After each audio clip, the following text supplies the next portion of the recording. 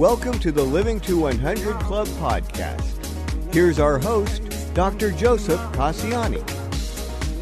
Good day to everyone. I'm Joe Casciani, your host for the Living to 100 Club podcast.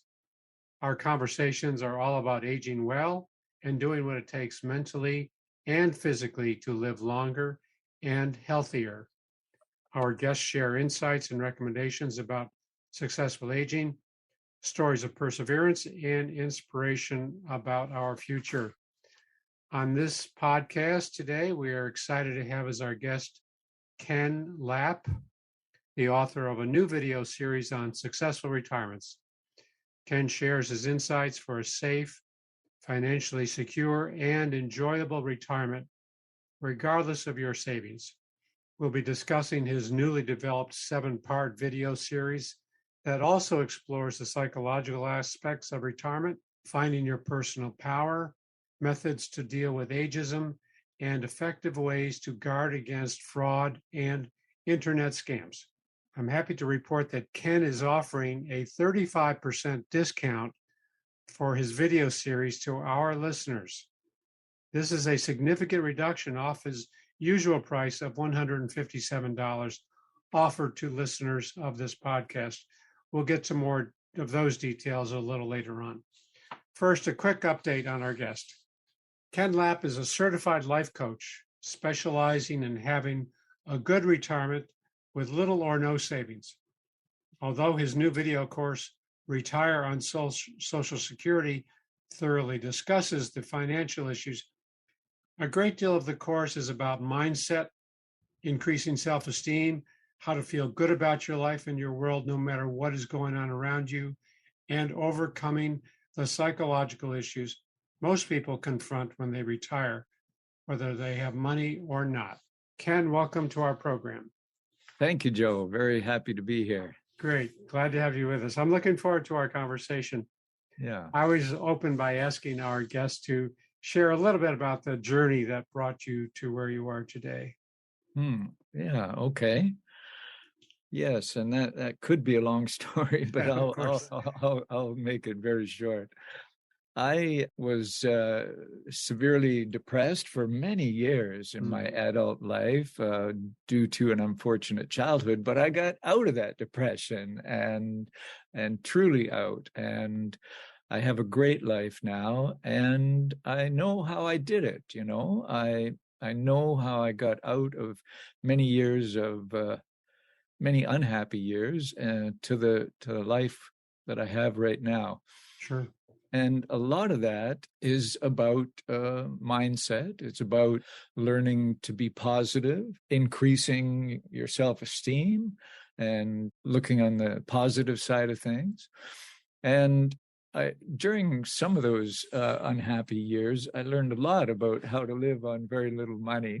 And then, and I should say that the main thing that helped me get out of this long-term severe depression was meditation. I started meditating in 1998, I think it was, and I've been meditating ever since. And from meditation, I learned to be more aware of myself and my world and other people, and that awareness is what helped me understand that I can change my life and that my life is up to me. So yeah, that's a significant journey to describe like that. You had a successful business over the years. That's right. As a web developer and helping people to grow their brands online.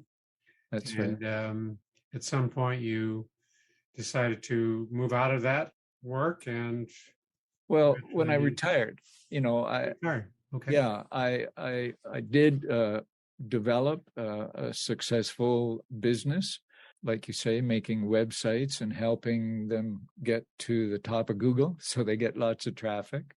And I was very good at it. I enjoyed it. And so I learned something about the transition that successful people can have. Even if you have money, even if you're very successful, going into retirement is a major change of life. The rules of life are all different. So no matter how much money you have or how successful you are, how great your career has been, there are significant issues that need to be addressed. Sure. Some significant issues to wrestle with and learn about oneself, right? Yeah. Learn about our own strengths, and we'll talk more about our personal power, what those gifts are.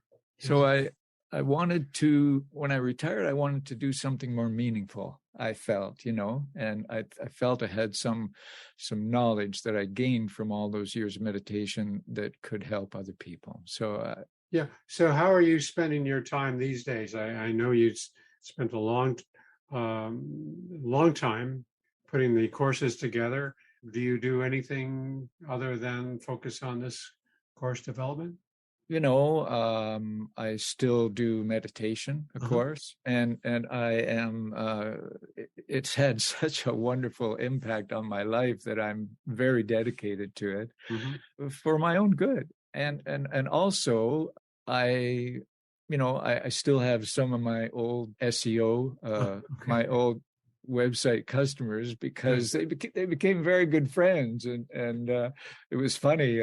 I had coffee with one of them the other day, and he literally begged me not to leave him. He said, "Don't retire," because a lot of my customers either get all or most of their business from the website, and some of these people are not technical at all. So anyway, I do that a little bit, but mostly my life is consumed with a mission. I've decided that one of the things I talk about in my course is that everybody needs to have meaning in their life. They need to have a life purpose that is greater than themselves, just themselves and their immediate family. And we get to choose that life purpose. That's one of the great things about being human. Having freedom of choice is we get to choose our life purpose. So the purpose that I've chosen is to help as many people as I can understand that they can literally choose to be happy. And they can literally choose to feel good about themselves and their world.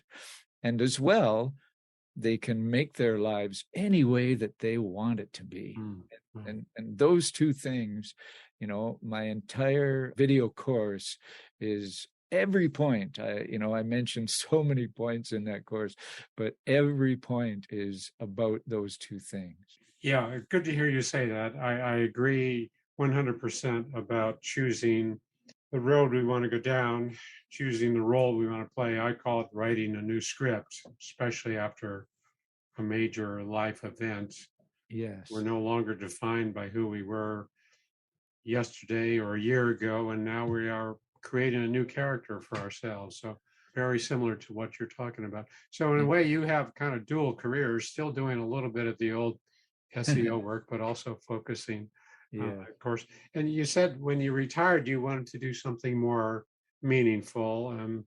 So you created this online video course. What were your goals, Ken? What would you say your goals were to, when you were finished? What would you hope to have accomplished? Well, the online course, I was thinking, would be something that would apply, or at least would have the potential to reach a great many people, because it's not that expensive. And, people can divide the payments if they want to. And it talks about, some people can learn life experience just by hearing about others' life experience. And so I thought that would be the first step that I should take to communicate my message, my two big messages. And then, of course, I did become certified as a life coach, and I've been doing that for a little while now, a couple of years, and enjoying it. And so people can go deeper if they have issues, if they have problems they want to overcome or goals that they want to achieve, I believe that I can help them do that. Mm-hmm. So that's basically it. Yeah. So let's talk about the courses. I've looked at the first video, and you have seven videos. Let's just say, what do the viewers learn by going through this series? The first video talks about the financial aspects of retiring, whether you have money or not. I've been seeing so many articles. Like just the other day, I saw an article in Forbes that said something like half of Americans have nothing saved for retirement. And I imagine that people are afraid, what are they going to do when they can't work anymore or when they just really don't want to. So I spent almost 2 years researching that course, and I found that there are 4 different ways that thousands of people are doing it right now that are retiring on, like the average Social Security check in June 2021 was $1,509. So there are ways that people can retire on that much income per month or even less and have a very good life. So I did the research and I talk about, I was lucky to find out a lot of insider information. But part of, so I talk about those 4 ways, and I can tell you those 4 ways if you like. Sure. Okay, well, the first one is to just, there's simple, basic concepts. The first one is to just move to a smaller city in America. And I talk about a study that was done by a company called Go Banking Rates. And they looked at the top 143, the largest 143 cities in the United States, and compared the livability, the cost of rent, the cost of living, all of these kinds of things to find if there is actually places, small cities that you can live on just your Social Security. And they published an article that shows the top 20 cities. So I talk about the first 7 cities. Okay. But I should mention that every bit of research that I've put in my entire course, and there's a lot of it, I just, it's not just filled with blather and platitudes, there's concrete research.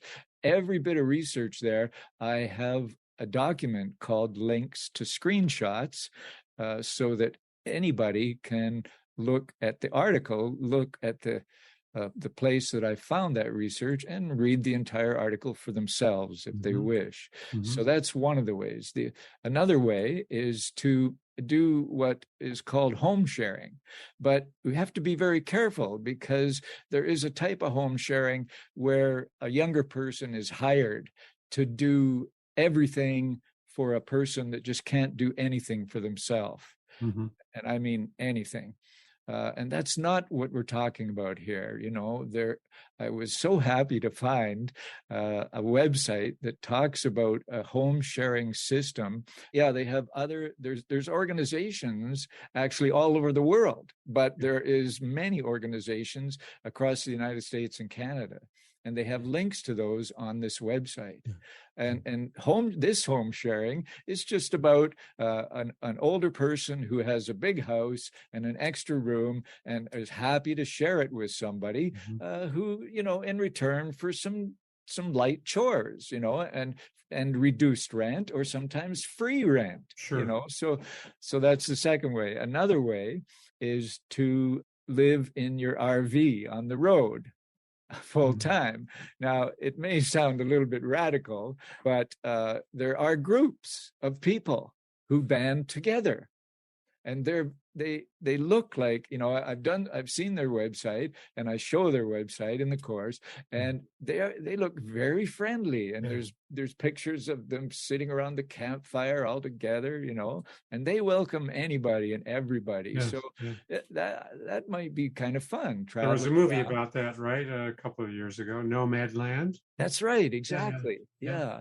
And the last way is to move to a country overseas. And that can be a really an interesting and fun way to live. Of course, it might cost a little money to get there, but there are resources. I found a book by a woman who has spent 20 years living in different countries all over the world. And she's very good because she talks about the prices of taxis, of cell phones, and how to find a maid. And she talks about all the gritty details of all these different places. And she describes these places, she calls it warts and all. So the positives and the negatives. But there's a lot of countries where you can live really well, $1,500 a month, or sometimes as low as $800 a month. It's really surprising. Sure. Yeah. So for very practical, down-to-earth strategies.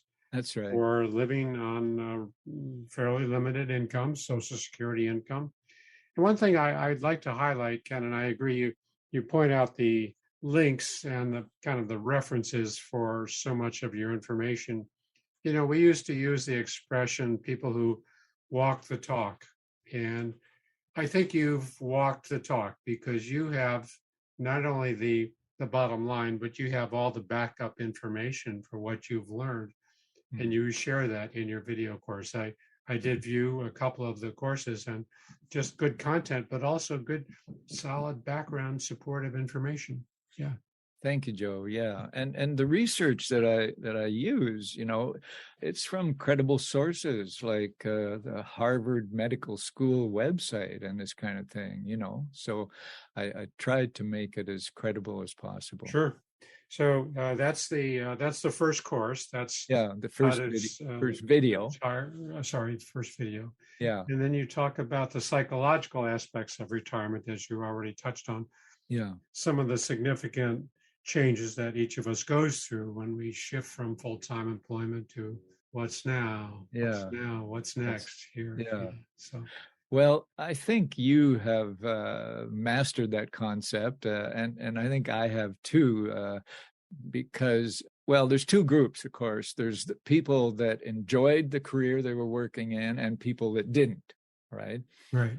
Didn't like their job at all. And I think both you and I were in the group that enjoyed it. And the way to be successful in your transition to retirement for that first group is to just keep active in your field and do what you can, do what you feel like, maybe if you can't work for money, then volunteer or be a consultant, or be a mentor.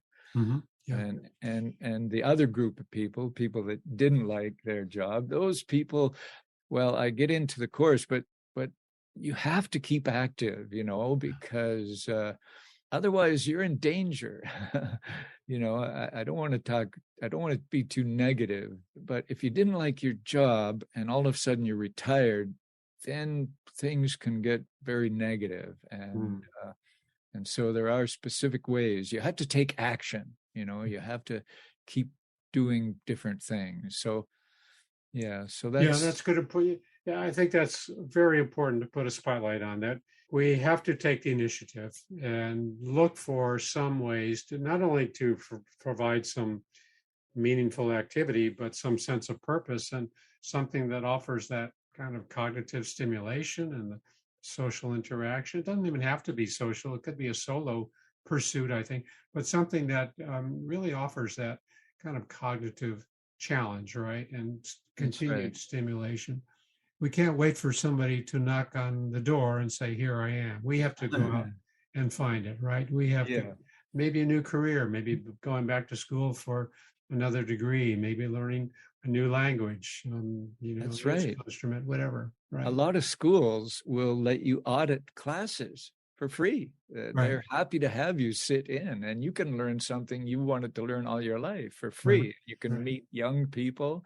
As long as you don't want to take the tests or get credits, they'll be happy to have you. So there's many things you can do. I'm just looking at the notes. You have a video on personal power. Mm-hmm. What's that about? Yeah, I'm happy. I was happy to include that video in my course because I, due to my childhood, it may sound funny for some people to hear me say this, but I really was afraid of everything and everybody for a long, long time, for most of my life. And so I couldn't stand up for myself. I couldn't defend myself. And so, I was bullied and dominated. And so I talk about how I found my personal power so that anybody watching the video can learn to stand up for themselves in a way that is completely nonviolent. People that have no personal power become victims of anybody and everybody around them. And so some people who've been dominated have been dominated by violent, loud, and aggressive people. And so they're scared. They're scared of their personal power because they don't want to treat anybody else that way. So I talk about how I found my personal power and how I learned to stand up for myself without any violence, without any conflict even. You can be your own person and live your own life and feel good about yourself and what you're doing without even disturbing anybody else. But you have to be prepared. We had so many, let me say this one statement that I like. So many of the greatest joys in life can only be appreciated when we're calm and relaxed. And we can only be calm and relaxed when we feel strong, when we feel confident that we can handle whatever life is going to bring us. No problem. We're not afraid of the future. We're not afraid of other people. We're not afraid of what might happen. So then we can be calm and relaxed and enjoy the simple pleasures. We can enjoy the great beauties in life. And so that's part of the great reason to find your personal power. I call it the eye of the tiger. Yeah. So That's good. That's good. That's a great description. There's the whole notion of feeling victimized and not wanting to stand up and defend ourselves. And as you say, it's done by being assertive without, taking advantage of other people, without, it's not necessarily a zero-sum game for you to gain, somebody else has to lose. That's not it at all, right? That's right. Exactly. It's having that ego strength and feeling that you respect yourself and you respect others equally, and they're no better than you, no matter how wealthy they are or how successful they are. We all have the same value, right? Yeah. We all have the same worth. Yes. Yeah. And I think so many people in our society, I don't usually like to talk in too broad a sense, but still, I think there is a feeling in society of general powerlessness. People feel that they don't have control of their lives, and that's completely unnecessary. We can take control of our lives, and that's the way, to change the world. I guess I should say it this way: to save the world, we have to save ourselves first.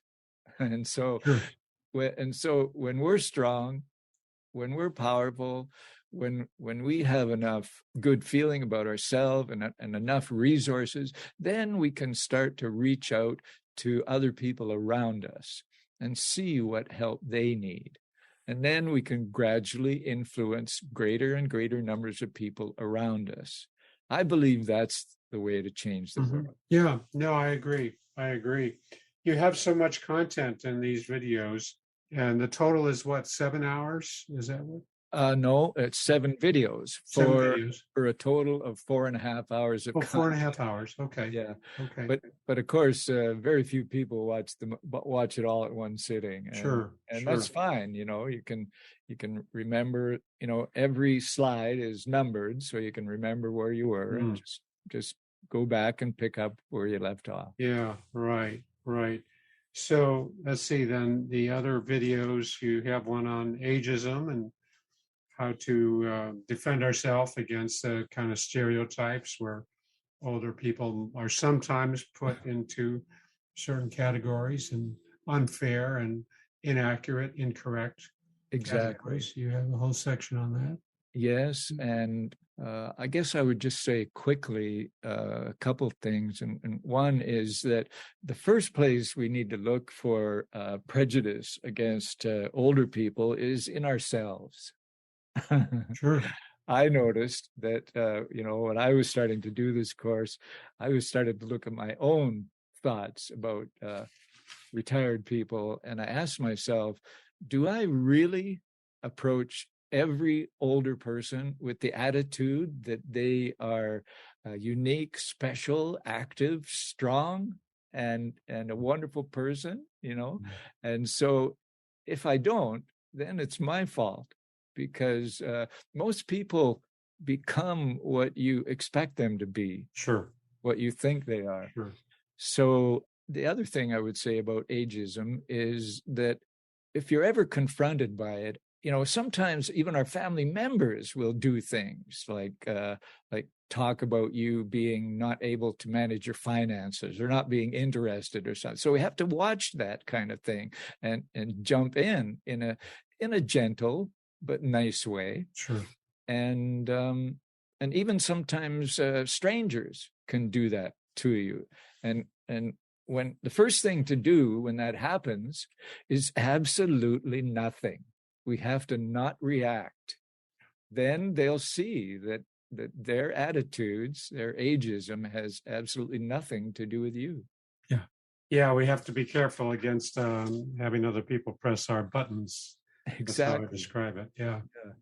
And in that same video, I also talk about ways that effective things that anybody can do to protect their freedom if somebody, even a relative, doesn't matter who, but if anybody is trying to put you into a nursing home when you don't want to go and you don't think you need to be in a nursing home, maybe they're trying to access your inheritance or whatever. I don't know what the situation might be, but I know that there are a lot of people that are in nursing homes that don't think they should be there and don't want to be there and could be living well independently on their own if they only knew how. Sure. So that's a great deal about what my course is about. How to live well independently. And that includes steps like the DPOA, as you said, the power of attorney. For your estate and for healthcare. That's right. And also often, I talk about the 6 capacities, decision-making capacities that most of these judgments are made on. And maybe if you did have an assessment that you didn't pass, maybe you can talk to another doctor or another lawyer, because the grounds for this kind of thing are not really well established. And so if you talk to one doctor and you didn't pass the grade for competence in that decision-making area, then maybe you can go back and improve your decision-making ability in that area and get another assessment. Yeah. So again, you're blending a lot of your research, a lot of your own training and background, and a lot of your strategies and tips, recommendations for people to progress through their senior years in a positive, safe, kind of protective way. Not being vulnerable and protecting yourself, protecting your rights, protecting your own decision making. And very useful information. I could see that. Very useful information.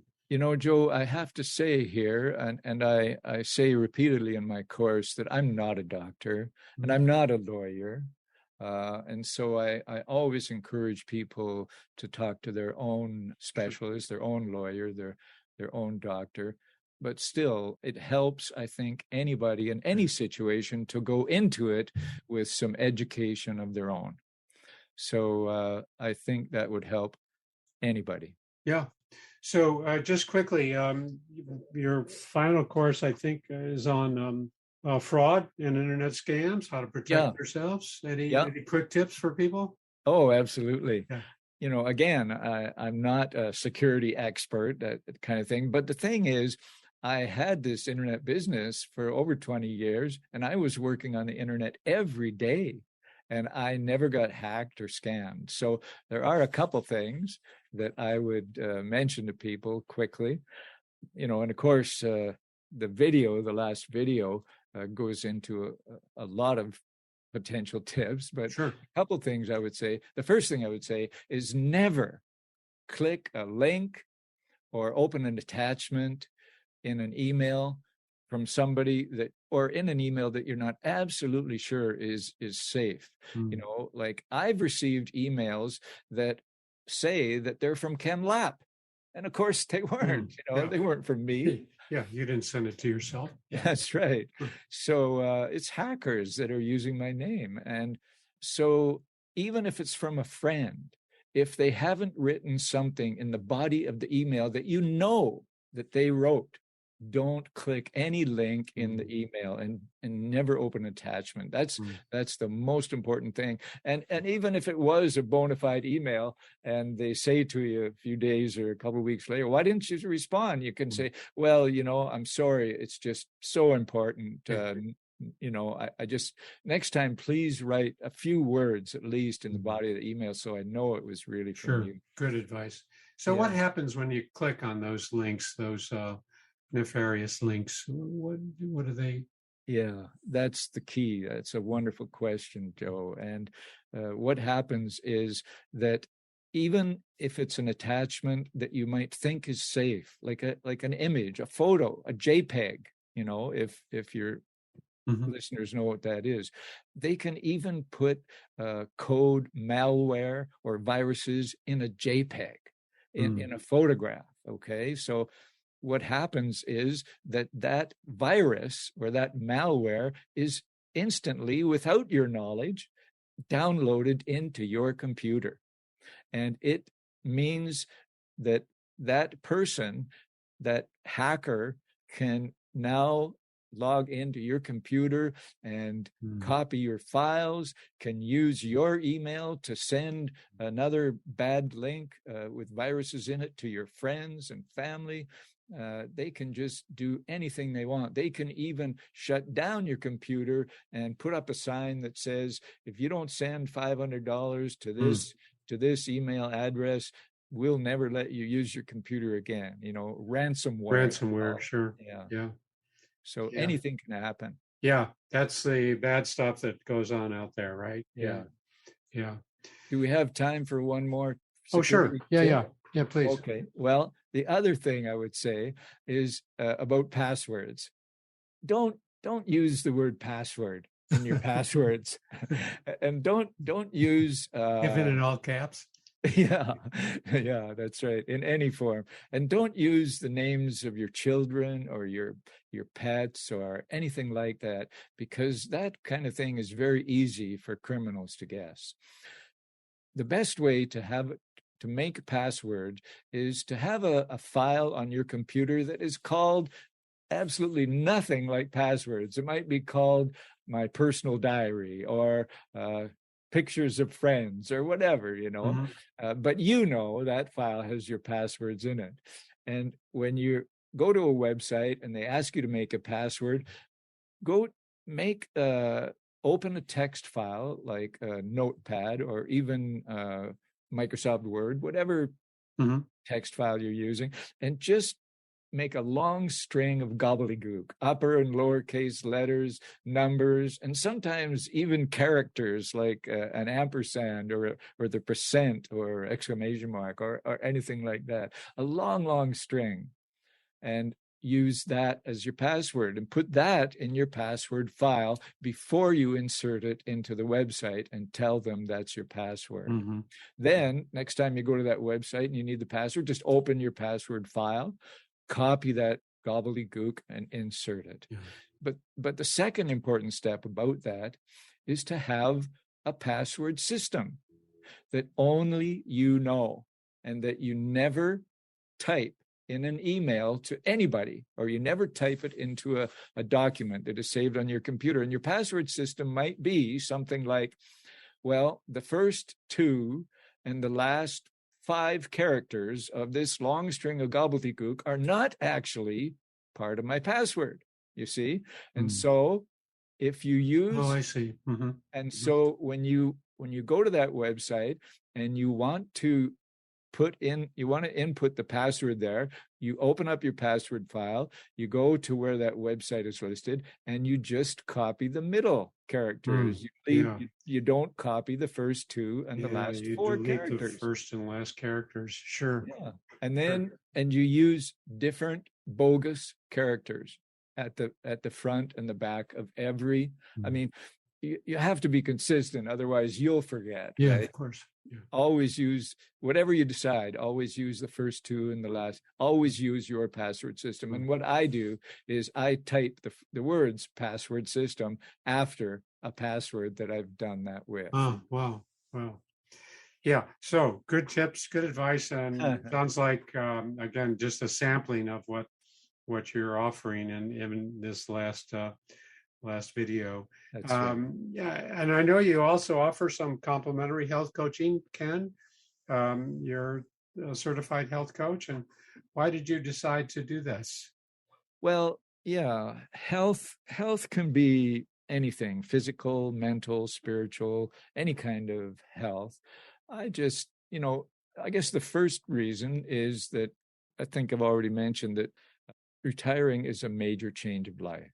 And no matter who you are and what your life situation, if you're retiring, you're going to have issues. And the way to confront them is to be prepared and to do it in advance. And that's the best way. But anyway, if you have problems, then sometimes it's easier to talk to somebody who's already been through so many problems and knows how to confront them. Sure. Also, people that have goals.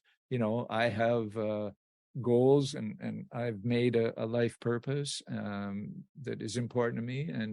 And so if other people have done that, if they have goals that they want to accomplish, sometimes there are, well, not sometimes, all the time, there are obstacles we have to overcome. Sure. So sometimes it helps to have an objective ear to listen and someone to believe in you.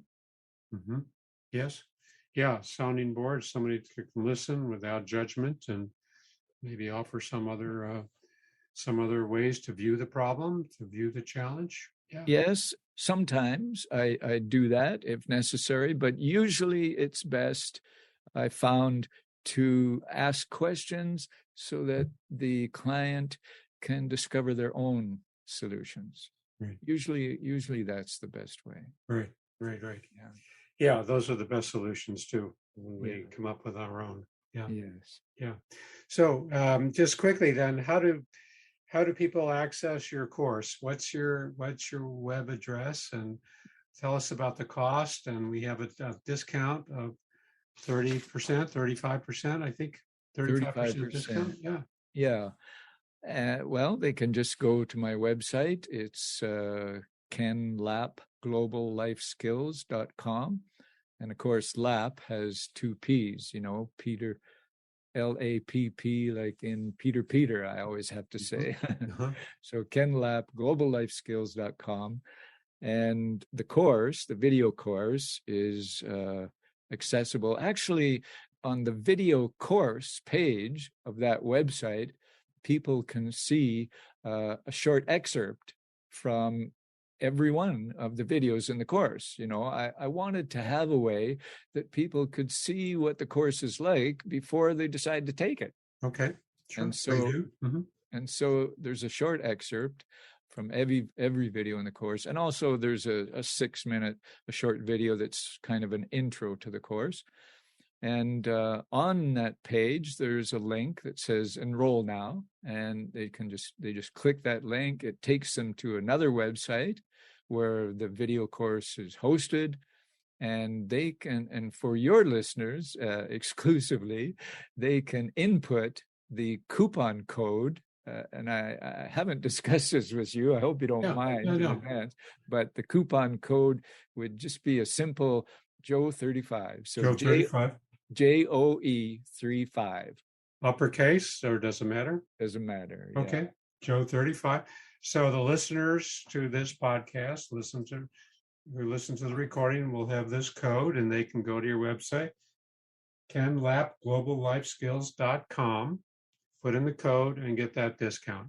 They get good deal. 35% off the price of $157, which amounts to about a $55 saving. Good deal. That's a good deal. Yeah. Well, thanks very much for that. Is there anything? What would you like our listeners to take away from this conversation? What one thing stands out in your mind? Oh, very good. Yes. Well, I think, as you know, I guess we already talked about it a little bit, but it bears repeating.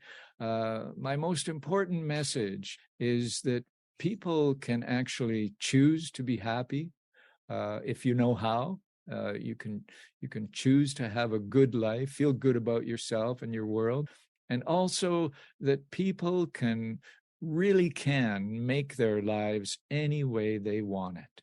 So, I mean, some people have more severe limitations than others, but generally, like we can't control other people, right? We can't control what other people do, but we can control how we react to what they do and what we think about what they do and what we do as a result, and how we feel about what they do and how we feel about ourselves. So I think those two messages would be what I want to leave people with. Good advice. We cannot control what happens, but we can control our reaction to it, right? That's right. Exactly. Good. Well, thanks. It looks like we're out of time for today, Ken, but before we wrap up, I just want to remind our listeners to visit my website, living200.club, to sign up for the email list and to download a free copy of my 9 tips to make living longer enjoyable. While you're on the website, be sure to peruse the library of blogs and podcasts. And finally, if you're interested, reach out to me to schedule a presentation for your group in person or online. I think there's real value in helping older adults feel inspired about their future, and that's what I love to talk about. So thanks very much for being a guest on our show today.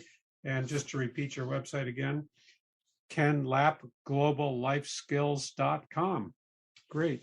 Thank you, Joe. Very happy to be here. I enjoyed the conversation. Great. Thank you. Great. Me too. And thanks to all of our listeners for tuning in. Hope to see you next time. Take care.